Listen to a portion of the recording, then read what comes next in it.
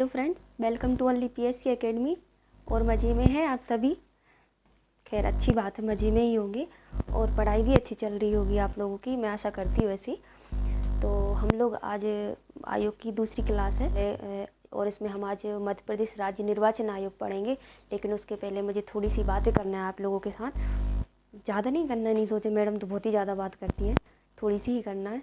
जैसे कि पहली बात तो मेरा ये चैनल नया है, तो मैं आपको कुछ ज़्यादा सुविधाएं प्रोवाइड नहीं करा पा रही हूँ। जैसे कि मैं जो सब्जेक्ट आपको पढ़ा रही हूँ उनका कोई पीडीएफ नहीं प्रोवाइड करा पा रही हूँ और ज़्यादा अच्छी क्वालिटीज़ नहीं दे पा रही हूँ वीडियो में। तो ये खैर आप लोग मेरा साथ दें इसमें। मैं ऐसे आपसे उम्मीद कर सकती हूँ कि आप मेरा साथ देंगे।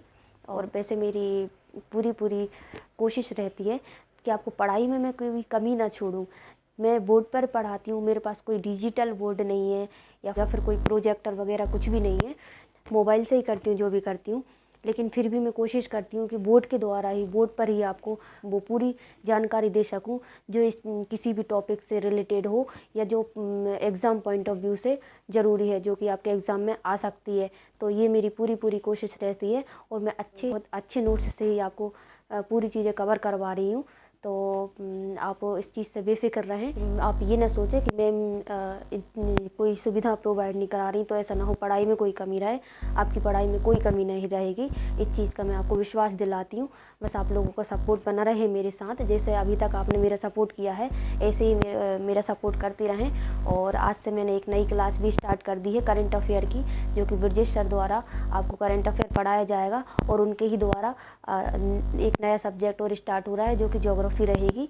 तो मेरी कोशिश यही रहेगी, जो मैंने आपसे प्रॉमिस किया है क्रैश कोर्स कंप्लीट कराने का, आपके जो एमपीपीएससी प्री एग्ज़ाम होने वाला उससे पहले तो वो मैं आपको कंप्लीट करा सकूं, क्योंकि मैं भी आपकी तरह स्टूडेंट हूं और मैं भी तैयारी कर रही हूं। तो मुझे भी उतनी ही जल्दी पढ़ाई करना है और आप लोगों को भी साथ लेके चलना है। तो हम लोग साथ में तैयार करते हैं। हम भी स्टूडेंट हैं, आप भी स्टूडेंट हैं, तो हम लोग साथ में ही तैयारी करते हैं अच्छे से मिलके और पेपर में अच्छे नंबर लेके आते हैं, जो कि हमारे पेपर को क्वालिफाई करने के लिए ज़रूरी है। तो क्वालिफाइंग मार्क्स से भी ज़्यादा लेके हम आएंगे, ऐसा हम लोग आज एक दूसरे से प्रॉमिस करते हैं। और चलिए फिर, बातें तो खैर खूब हो गई, अब हम पढ़ते हैं अपना टॉपिक। तो हम क्या पढ़ रहे हैं, मध्य प्रदेश राज्य निर्वाचन आयोग। कौन सा? मध्य प्रदेश राज्य निर्वाचन आयोग। हमने पिछली क्लास में देखा था राष्ट्रीय निर्वाचन आयोग। राष्ट्रीय निर्वाचन आयोग की बात करें थोड़ी सी, तो राष्ट्रीय निर्वाचन आयोग में हमने उसका गठन देखा और उसकी संवैधानिक स्थिति देखी। तो चूँकि उसके संविधान में पहले से ही उसका जिक्र किया गया है, उसमें कोई संविधान संशोधन करने की आवश्यकता नहीं करना पड़ी कि जो राष्ट्रीय निर्वाचन आयोग बनाना है उसके लिए संविधान संशोधन करना पड़े, ऐसी कोई आवश्यकता नहीं करना पड़ी। संविधान के भाग 15 के अनुच्छेद 324 से 329 तक राष्ट्रीय निर्वाचन आयोग का जिक्र किया गया है। और इसकी हमने संरचना की बात की थी, तो इसकी संरचना में हमने देखा था 3 सदस्यीय निकाय था। बीच में उतार चढ़ाव बने सदस्य की संख्या में, जैसे पहले 1 सदस्यीय था, फिर 3 सदस्यीय हो गया, फिर 1 सदस्यीय हो गया, फिर 3 सदस्यीय हो गया। इस प्रकार से उसमें एक उतार चढ़ाव का एक माहौल देखा हमने। लेकिन फिर जो 3 सदस्यीय लास्ट में बना था वो वर्तमान तक वही स्थिति चल रही है। उसके बाद हमने फिर इसकी कार्य शक्तियाँ देखी और उसके बाद फिर जो इम्पोर्टेंट फैक्ट थे हमने पूरे कंप्लीट कर लिए हैं। पिछली क्लास अगर आपने नहीं देखी हो तो प्लीज़ देख लीजिएगा, उसमें आपके पूरा आयोग कंप्लीट किया गया है। आज हम देखते हैं मध्य प्रदेश राज्य निर्वाचन। तो जैसे कि जो राष्ट्रीय निर्वाचन आयोग था हमने देखा था, वह राष्ट्रपति, उपराष्ट्रपति, संसद, राज्य विधानमंडल इनके चुनाव कराता था। लेकिन फिर जो राज्य में स्थानीय निकाय होते हैं, पंचायत हुआ, पंचायत हुआ, नगर पालिका हुआ, इनके चुनाव कराने के लिए भी तो एक आयोग होना चाहिए। इनके चुनाव कराने के लिए भी एक आयोग की आवश्यकता महसूस की गई। इसके लिए संविधान में 73वें 74वें संविधान संशोधन किए गए, ताकि एक आयोग का गठन किया जा सके जो कि इनके चुनाव की जिम्मेदारी ले सके। तो 73वें 74वें संविधान संशोधन के तहत भारतीय संविधान में भारतीय संविधान के भाग 9 में अनुच्छेद 243 के और 243 जेड जोड़ा गया। अनुच्छेद 243 के एंड 243 जेड ए 243 जेडे जोड़ा गया, जो कि 243 की पंचायत के चुनाव का जिक्र करता है और 243 जेडे नगर पालिका नगर निगम के चुनाव का जिक्र करता है। तो इस प्रकार एक राष्ट्रीय आयोग का गठन किया गया। अगर हम बात करें सदस्य संख्या की, तो इसमें एक ही सदस्य होता है जो कि राज्य के राज्यपाल द्वारा नियुक्त किया जाता है। मध्य प्रदेश ऐसा पहला राज्य है जिसने राष्ट्रीय निर्वाचन आयोग का गठन किया था। तो हम देखते हैं हम राज्य निर्वाचन आयोग के बारे में। हमने देखा इसके लिए संविधान संशोधन हुए थे, वह थे संविधान संशोधन की बात करें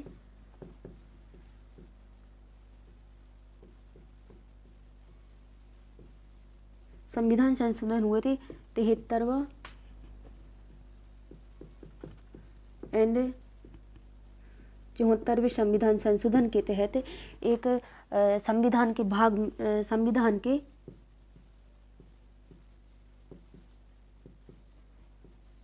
भाग 9 में अनुच्छेद कौन कौन से जोड़े गए थे? अनुच्छेद 243 के एंड 243 के एंड 243 जेडे, दो अनुच्छेद जोड़े गए, जो कि 243 के था वह पंचायतों के चुनाव का जिक्र करता है और 243 जेडे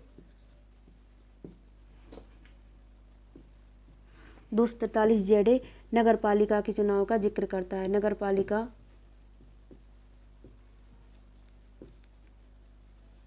पालिका के चुनाव का या नगर पालिका के निर्वाचन का चुनाव का उल्लेख किया गया है 243 जेडए।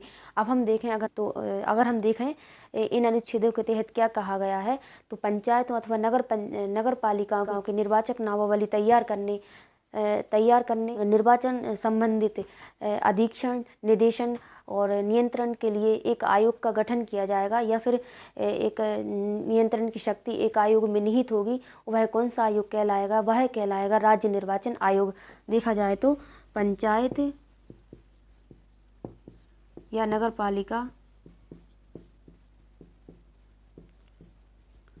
पालिकाओं के इन अनुच्छेदों के तहत क्या कहा गया है? देखा जाए तो पंचायत अथवा नगर पालिकाओं की निर्वाचक नामावली तैयार कराने तथा निर्वाचन के संचालन, अधीक्षण तथा निर्देशन की शक्ति राज्य निर्वाचन आयोग में निहित होगी। तो इस प्रकार के निर्वाचन आयोग का गठन किया गया। तो हम देखें मध्य प्रदेश राज्य निर्वाचन आयोग का गठन कब किया गया, तो इसका गठन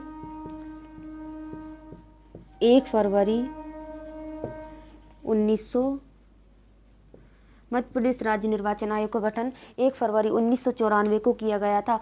और राज्य निर्वाचन आयोग का गठन करने वाला पहला राज्य कौन सा है? मध्य प्रदेश। पहला राज्य मध्य प्रदेश है जिसने राज्य निर्वाचन आयोग का गठन किया है। अब हम देखें इसकी संरचना की बात करें तो इसकी संरचना देखते हैं। इसकी संरचना की बात करें तो इसमें एक निर्वाचन आयुक्त होता है। एक निर्वाचन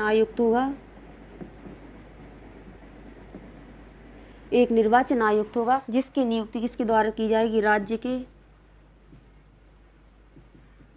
राज्यपाल द्वारा। जैसे अगर मध्य प्रदेश राज्य निर्वाचन आयुक्त है तो मध्य प्रदेश राज्य निर्वाचन आयुक्त की नियुक्ति कौन करेगा? मध्य प्रदेश का राज्यपाल। ठीक है, तो ये एक सदस्यीय संस्था है। जैसे कि राष्ट्रीय निर्वाचन आयोग कितनी थी? 3 सदस्यीय संस्था, और यह मध्य प्रदेश राज्य निर्वाचन आयोग को देखें तो यह एक सदस्यीय संस्था है। ठीक है, फिर हम देखें इनकी जो सेवा शर्तें रहेंगी, सेवा शर्तें, पदावधि, इनका निर्धारण भी राज्यपाल करेगा। इनका निर्धारण भी कौन करेगा? इनका निर्धारण भी राज्यपाल द्वारा किया जाएगा। और इनकी नियुक्ति के पश्चात इनके जो वेतन भत्ते में कोई भी अलाभकारी परिवर्तन नहीं किया जा सकता। वेतन भत्ते में कोई भी अलाभकारी परिवर्तन नहीं किया जा सकता। आयोग के अनुरोध पर राज्यपाल आयोग के लिए कर्मचारी नियुक्त करवाएगा। अगर आयोग को ज़रूरत पड़ती है तो एक कर्मचारी नियुक्त करवाएगा जो कि आयोग के कृत्यों में उसकी हेल्प करेगा। तो आयोग के अनुरोध पर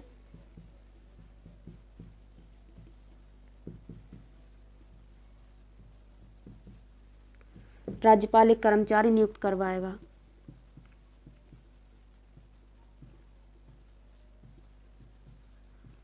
कर्मचारी राज्यपाल द्वारा उपलब्ध कराया जाएगा जो कि आयोग के कृत्यों में उसकी मदद करेगा। फिर देखें, प्रदेश राज्य निर्वाचन आयोग द्वारा पंचायतों के चुनाव के लिए अधिसूचना कब जारी की गई थी? तो वह 15 अप्रैल 1994 को की गई थी। देखते हैं, मध्य प्रदेश राज्य निर्वाचन आयोग द्वारा, मध्य प्रदेश राज्य निर्वाचन आयोग द्वारा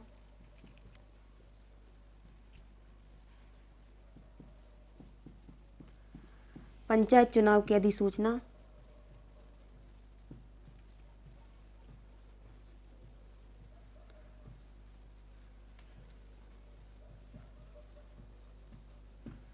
यह की थी 15 अप्रैल 1994।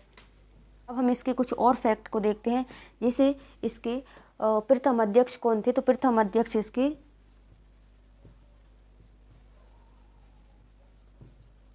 इसके प्रथम अध्यक्ष की बात करें तो प्रथम अध्यक्ष NV लोहानी थे।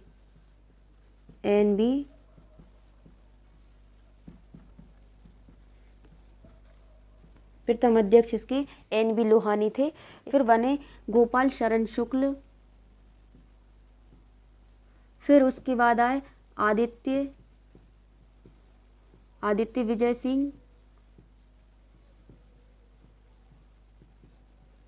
विजय सिंह।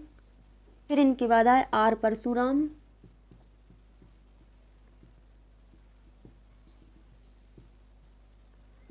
और फिर बसंत प्रताप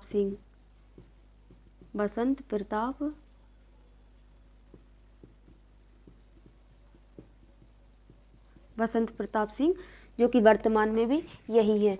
तो अभी तक जो अध्यक्ष रह चुके उनकी बात करी हमने, तो वह कौन कौन से? पहले थे NV लोहानी, उसके बाद गोपाल शरण शुक्ल बने, फिर आदित्य विजय सिंह, फिर R परशुराम, फिर बसंत प्रताप सिंह। अब अगर हम देखें इसके सचिव कौन थे, प्रथम सचिव की बात करें, प्रथम सचिव प्रकाश चंद्र।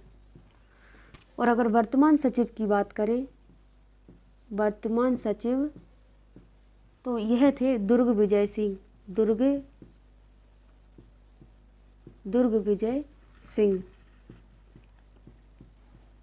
अगर प्रथम महिला सचिव की बात करें, महिला सचिव थी श्रीमती विजया श्रीवास्तव।